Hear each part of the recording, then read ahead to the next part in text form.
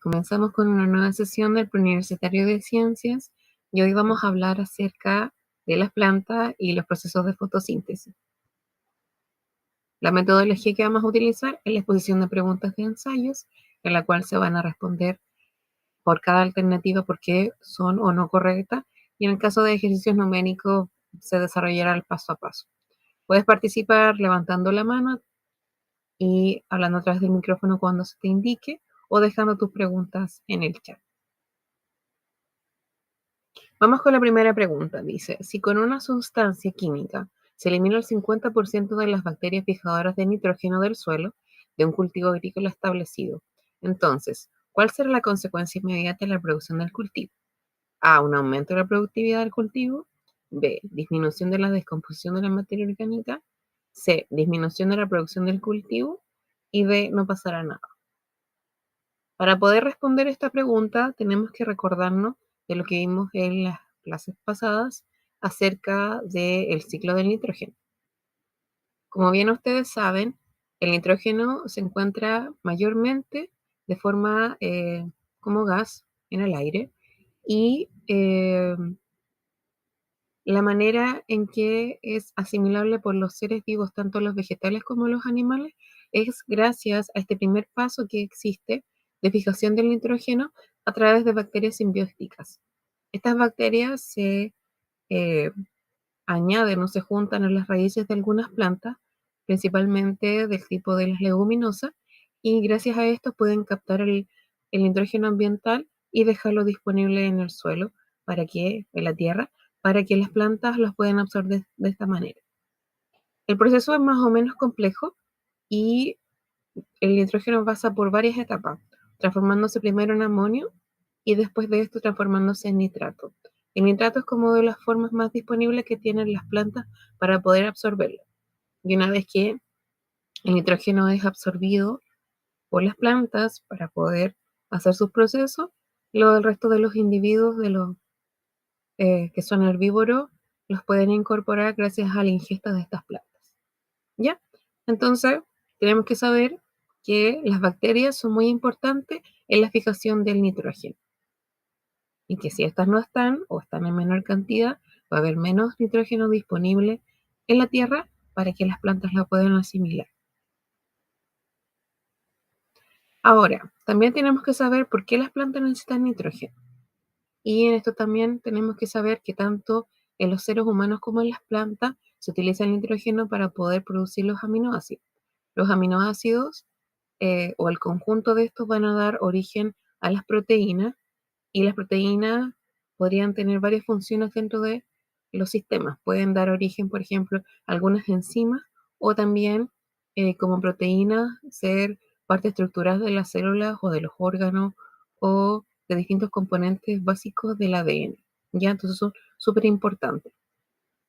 En el caso específico de las plantas, el nitrógeno también va a formar parte de la clorofila, y que es un pigmento que participa en lo que es la fotosíntesis, que nosotros habíamos hablado a grandes rasgos, que es este proceso en el cual las plantas van a obtener la energía del sol para poder crear su propio alimento. Y aparte de esto, el nitrógeno también tiene como función promover el aceleramiento de la división celular y la elongación de las raíces. Entonces, por todas estas eh, cosas que les menciono, es muy importante que las plantas puedan absorber el nitrógeno. Ahora, si volvemos a la pregunta, entonces dice, si con una sustancia química se elimina el 50% de las bacterias fijadoras del nitrógeno del suelo de un cultivo agrícola establecido, entonces, ¿cuál será la consecuencia inmediata en la producción del cultivo? Entonces aquí, si analizamos la alternativa A, un aumento de la productividad del cultivo, en este caso no podría ser porque, como les dije, si hay menos bacterias, hay menos nitrógeno disponible, y el nitrógeno tiene que ver mucho con el rendimiento de las plantas, con la productividad que éstas van a tener. Entonces, si disminuyen estas bacterias, también vamos a tener que existir una disminución de la producción del cultivo. Entonces, en este caso va a ser la alternativa C. En el caso de la alternativa B, dice una disminución de la descomposición de materia orgánica. En sí, acá la pregunta no se plantea que si hay o no hay una cierta cantidad de nitrógeno en el suelo. Es algo desconocido. Dice que solamente se va a disminuir el 50% de las bacterias fijadoras, lo cual quiere decir que va a existir cierta cantidad de nitrógeno disponible, pero quizás no va a ser lo suficiente para que el cultivo tenga una buena productividad. Pero en el caso de la descomposición, que se requiere tanto como nitrógeno como carbono para poder existir una descomposición de la materia orgánica. ¿Ya? Pero no significa que va a afectar de tal manera o de forma como más proporcional a la cantidad de nitrógeno que hay en el suelo. ¿Ya? Y de definitivamente no pasará nada, tampoco es tan viable. Entonces, en este caso, la alternativa correcta es la C. La siguiente pregunta dice, el esquema representa dos procesos metabólicos generados en una célula vegetal, en dos organelos diferentes. Las letras A, B, C y D representan reactantes y productos de dichos procesos. Al respecto, es correcto deducir que B es agua y C es oxígeno. B dice A es almidón, o sea, A es CO2 y D es almidón.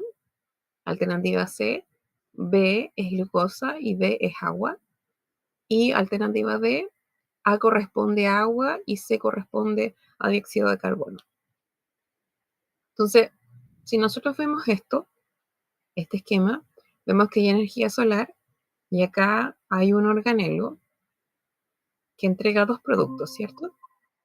Y finalmente tenemos otro organelo, que este organelo entrega ATP y que este ATP se puede transformar en energía calórica. ATP es un tipo de energía, ya adenosin trifosfato se llama. Y por otra parte, este organelo entrega dos productos, A y B, que pueden ser utilizados por este otro organelo. ¿Ya? ¿Saben qué organelo se trata cada uno de estos? Este de acá arriba. Bueno, vamos a ver una célula vegetal y una célula animal.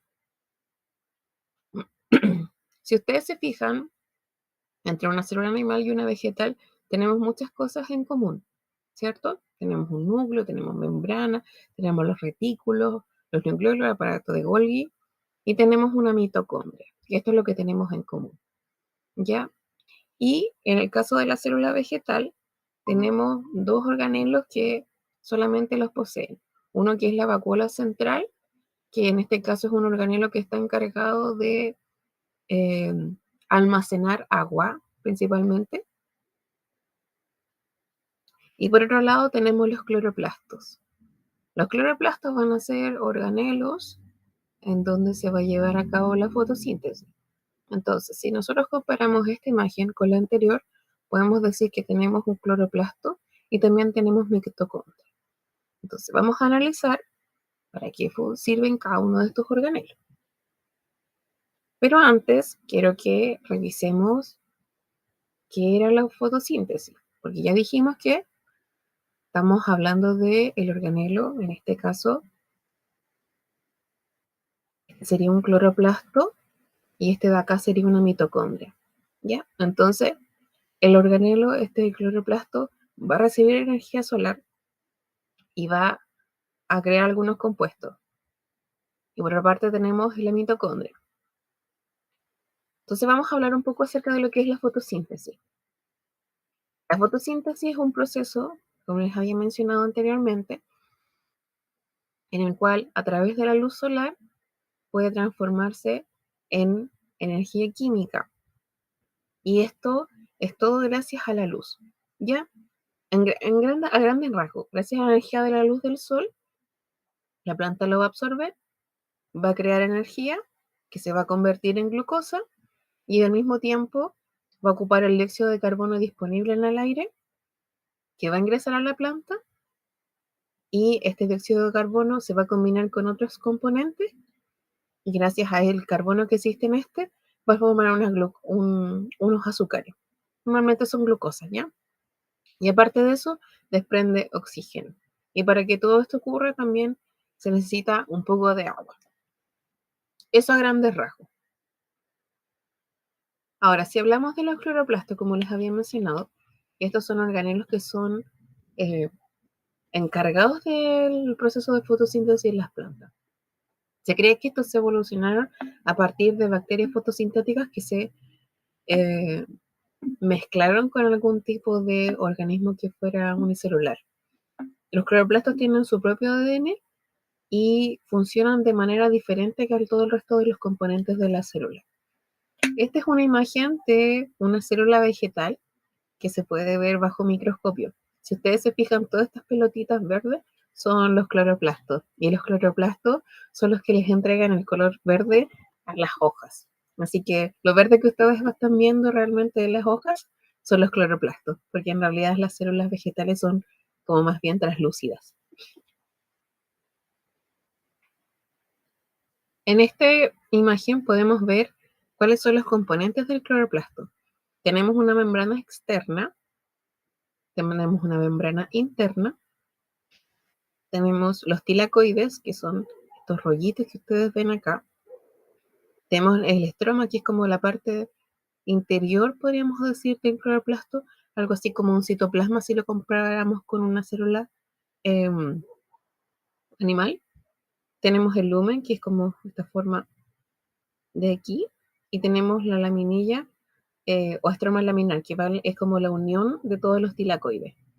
¿Ya? Esto se los muestro porque ustedes tienen que saber dónde ocurre específicamente el proceso de la fotosíntesis.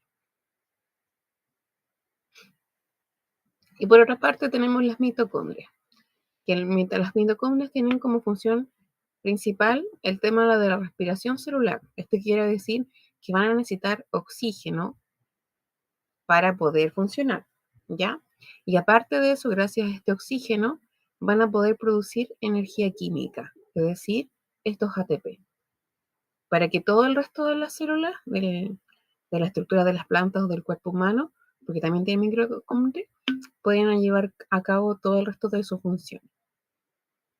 Por ejemplo, acá hay una mitocondria. No quiero entrar como en tanto detalle acá, pero en sí, lo que va a pasar acá es que una vez que se provocó o que se creó eh,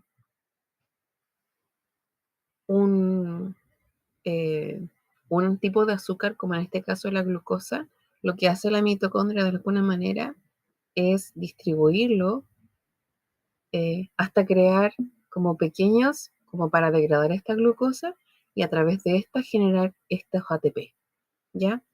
No voy a entrar en temas de moléculas, pero si ustedes se fijan acá, a medida que van pasando por cada uno de estos procesos, se van fabricando estos ATP y que estos van a poder, de alguna u otra manera, participar en la energización, podríamos decir, del resto de las células.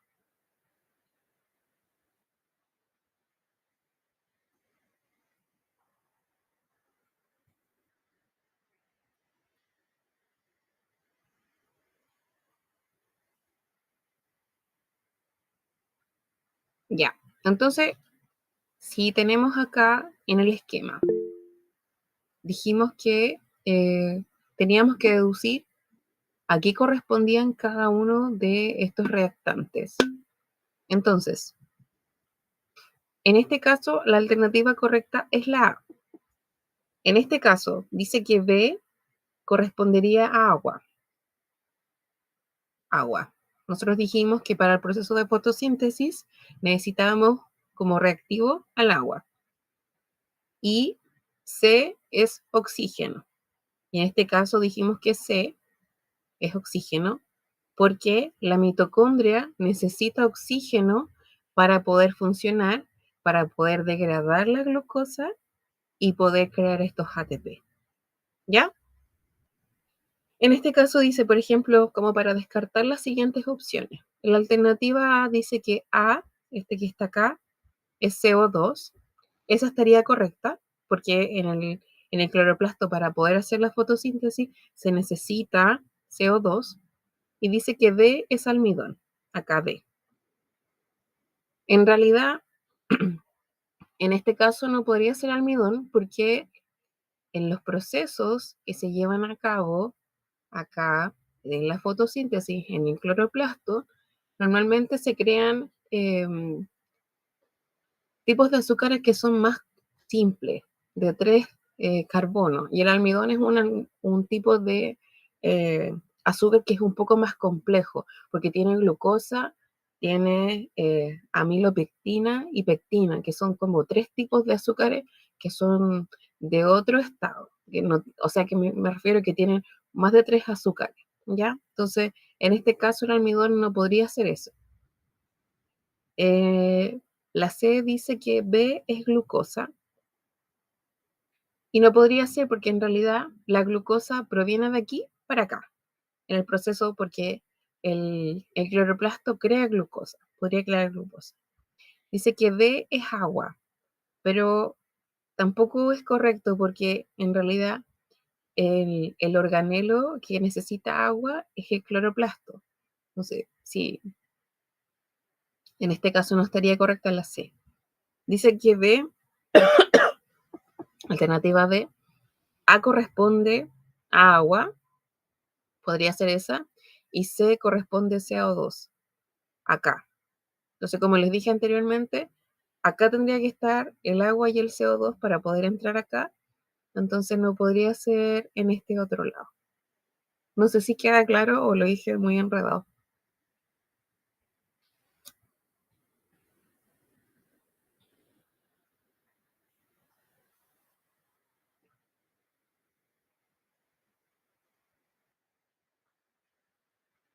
Ya, súper. Gracias. Seguimos, entonces. Dice 3. Respecto al proceso de fotosíntesis, si se midiera el complejo ATP sintasa de las membranas del tilacoide, ¿cuál de las siguientes reacciones no se podría llevar a cabo? A. Fase fotodependiente. B. Fase fotoindependiente. C. Carboxilación del ciclo de Calvin. Y D. Fotólisis del agua. Acá tenemos que entrar un poco más en detalle acerca del proceso de fotosíntesis. Ya mencionamos que la fotosíntesis se lleva a cabo en el cloroplasto, ¿cierto? Que estamos acá en el tilacoide, ¿sí? Y acá hay 2 procesos que se van a dar a cabo. Uno que son dependientes de la luz, que se dan primero, y otro que son independientes de la luz, que son de alguna manera dependientes de este primer proceso. Y en el caso de las reacciones dependientes de la luz, vamos a tener que existen distintos tipos de eh, componentes dentro de lo que es la membrana en la cual se van a desarrollar. Este es el interior del tilacoide y esto es el estroma, este espacio como entre cada uno de los tilacoides que les mencionaba anteriormente. Acá, ya estamos acá dentro del tilacoide, ¿ya? ¿Y qué va a pasar? Tenemos 2 grandes fotosistemas, que son como unas proteínas muy grandes que están en la membrana del tilacoide, ¿ya? Y estas membranas, o sea, perdón, estos fotosistemas, lo que van a hacer de alguna u otra manera es captar la luz que existe a través de los fotones y van a captar los electrones que van a estar libres, que están representados por este H+, ¿ok? Una vez que entran a este primer fotosistema, lo que va a ocurrir es que el agua va a sufrir el primer proceso que se llama fotólisis, en donde gracias eh, a, a este fotón de luz, el agua se va a dividir en oxígeno y en hidrógeno separadamente, ¿ya? Entonces, se va a dar entonces comienzo al primer proceso, uno que es el oxígeno. Este oxígeno es el que después las plantas van a eliminar y es el oxígeno que nosotros respiramos.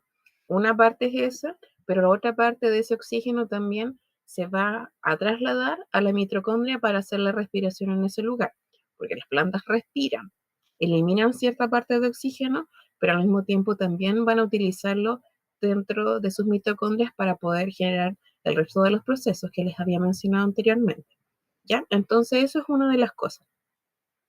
Por otra parte, estos fotosistemas van a realizar algunos procesos para poder almacenar energía. ¿Y estos cómo los van a hacer? A través de algunas moléculas que se llaman ATP. ¿Ya? Eso es lo otro. Y lo otro es que estos fotosistemas también van a producir otro tipo de elementos, de molécula que se conocen como NADPH. Este NADPH, gracias a estos electrones, estos H+, se les van a unir a esta molécula y van a poder transportar estos electrones dentro de la membrana, ¿ya? Eso es más o menos lo que pasa. Y por otra parte, tenemos esta otra proteína que se llama ATP sintasa, que ¿qué va a hacer? Va a captar cada uno de estos electrones, estos H+ que están en el interior de este tilacoide, y van a promover entonces la formación del ATP, ¿ya? Entonces, tenemos que existe la fotólisis del agua, donde se separan los hidrógenos del oxígeno que componen el agua.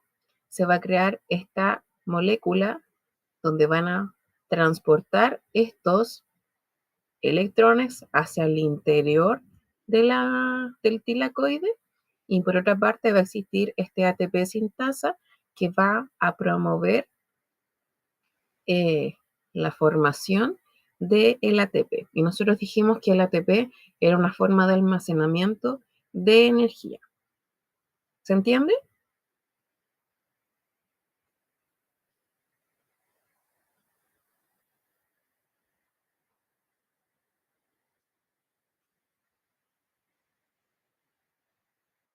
Ya.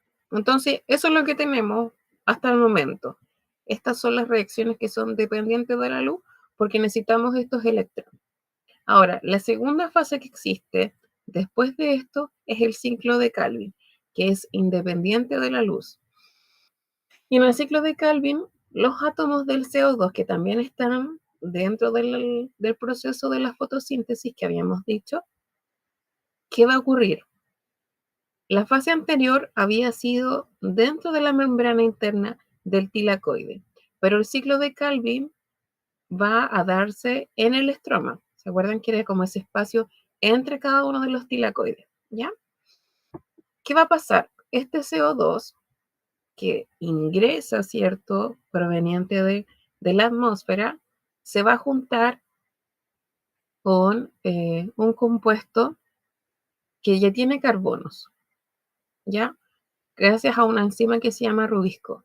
Y va a crear, de alguna manera, eh, para formar azúcares de 3 carbonos, ¿sí? Y una vez que esto genera estos azúcares de 3 carbonos, se va a juntar con este ATP que está proveniente del ciclo anterior y este NADPH, ¿cierto? Que son estas moléculas que vienen del ciclo dependiente de la luz, y gracias a esto van a poder de alguna manera crear un azúcar que va a ser más complejo, no solamente de 3 carbonos. En este caso podría ser, por ejemplo, un almidón, en este caso sí, y nuevamente estas moléculas van a empezar a reducirse. Es decir, acá se entregó el hidrógeno y se entregó también un carbono, ¿ya? Y como resultado final también tenemos liberación del oxígeno. Entonces, si ustedes se fijan, en el ciclo de Calvin se ocupa este CO2 para fijarlo y convertirlo en azúcar gracias a los ATP y en APH, que son moléculas que van a transportar energía para que se desarrolle el azúcar. Eso a grandes rasgos. Entonces, dice, respecto al proceso de fotosíntesis, si se inhibiera el complejo ATP sintasa de las membranas del tilacoide, ¿cuál de las siguientes reacciones no se podría llevar a cabo? Si analizamos la alternativa A, que dice fase fotodependiente, veríamos que en realidad aquí existiría la fotólisis, que también existiría la absorción de luz de los electrones de hidrógeno, ¿cierto? También existiría la cadena de transporte de los electrones gracias al NADPH, que van a ingresar, ¿cierto?, al interior del tilacoide. Entonces, esta fase sí o sí va a ocurrir. Si analizamos la fase B, la fotodependiente, vamos a ver que esta fase fotoindependiente requiere que ocurra este proceso que se lleva a cabo en la fase anterior, en la fase fotodependiente, donde existe esta proteína de la ATP sintasa para que se produzca este ATP. Porque si se fijan, acá es absolutamente necesario para que ocurra toda la fase fotodependiente. ¿Se fijan? Y también si analizamos la carboxilación del ciclo de Calvin, aquí en realidad es esta parte de aquí. El ciclo de Calvin consta de 3 etapas. Esta que les había mencionado, primera parte, en donde este CO2, gracias a una enzima que se llama rubisco, se junta con esta otra molécula de acá, que se llama ribulosa 1,5 bifosfato, que está nombrada aquí, y gracias a esta se juntan y aquí ocurre el proceso de carboxilación del ciclo de Calvin. Esta etapa sí o sí va a ocurrir, no requiere de este ATP, porque este ATP y este NADPH van a juntarse en esta parte de acá. Entonces, sí va a ocurrir la carboxilación, pero no van a pasar la siguiente etapa, la de la fijación del carbono. ¿Se fijan? Y la fotólisis del agua la habíamos mencionado en esta parte de acá, en donde ocurre en esta primera fase dependiente de la luz, cuando en la clorofila, ¿cierto?, gracias a la captación de la energía solar, provoca esta ruptura de la molécula del agua y se rompe en oxígeno por una parte y hidrógeno por otra parte. Y que habíamos mencionado que a partir de esta eh, reacción se libera el oxígeno al medio ambiente. Entonces, ¿se entiende por qué en este caso corresponde la alternativa B?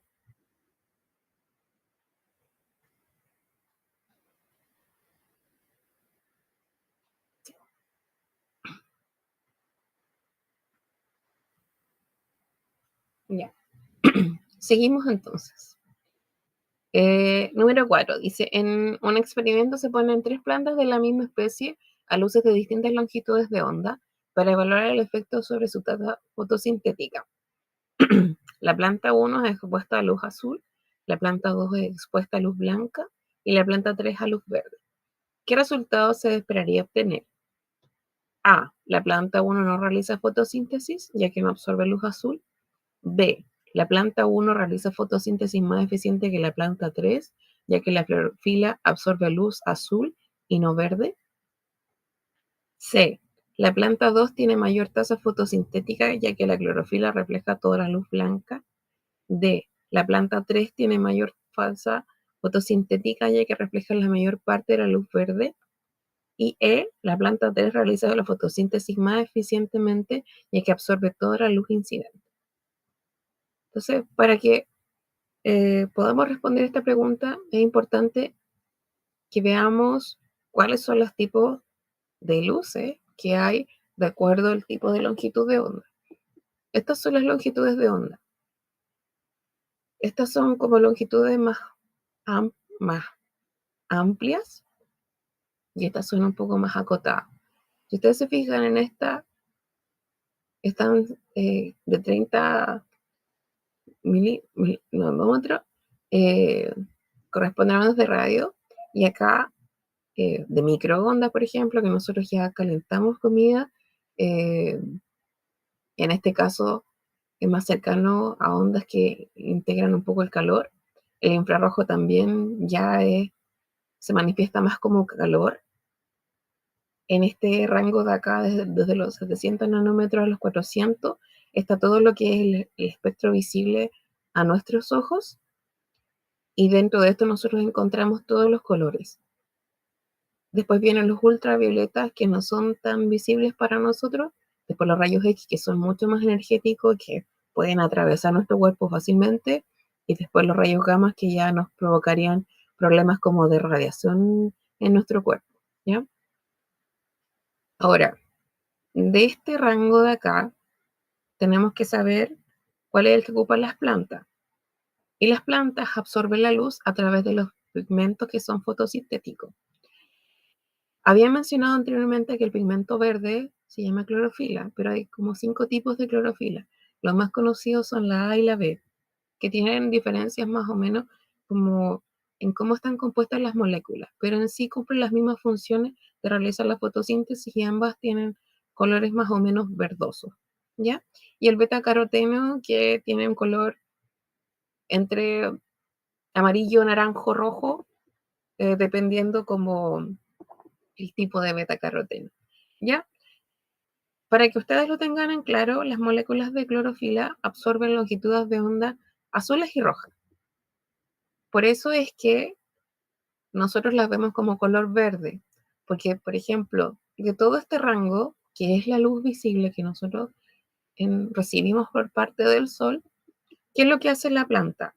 Absorbe este rango de luz y absorbe este rango de luz, ¿ya? Y lo que se refleja, que no absorbe, es el verde. Y por nosotros vemos los pigmentos o las plantas o todas las como vegetales que son verdes, porque ese es el tipo de luz que ella no absorbe, ¿ya?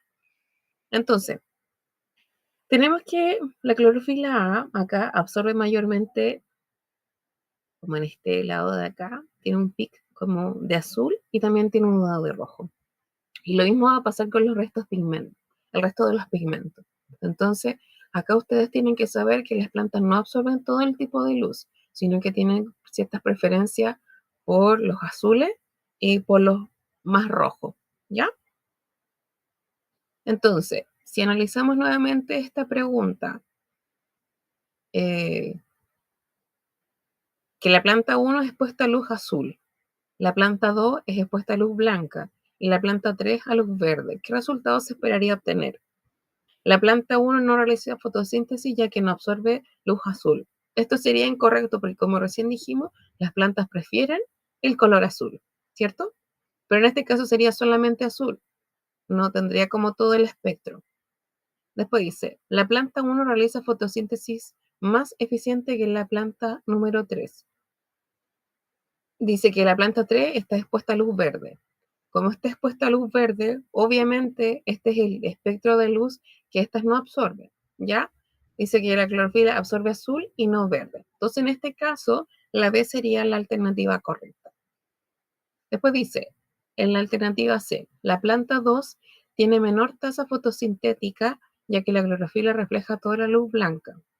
Y no es así, porque en realidad la luz blanca eh, se subdivide, como les había dicho, en todo el resto de los colores. Entonces, debiera absorber algo y reflejar algo que debiera ser este como color más o menos verde. Dice, la planta 3 tiene mayor tasa fotosintética ya que refleja la mayor parte de la luz verde. Dijimos que las plantas no absorben luz verde, entonces esta no podría ser. Y dice, la planta 3 realiza fotosíntesis más eficiente ya que absorbe toda la luz incidente. De nuevamente, la luz verde no es absorbida por las plantas, sino que es más bien reflejada. ¿Se fijan? Así que por eso la respuesta es la B. ¿Hay alguna duda? ¿Preguntas?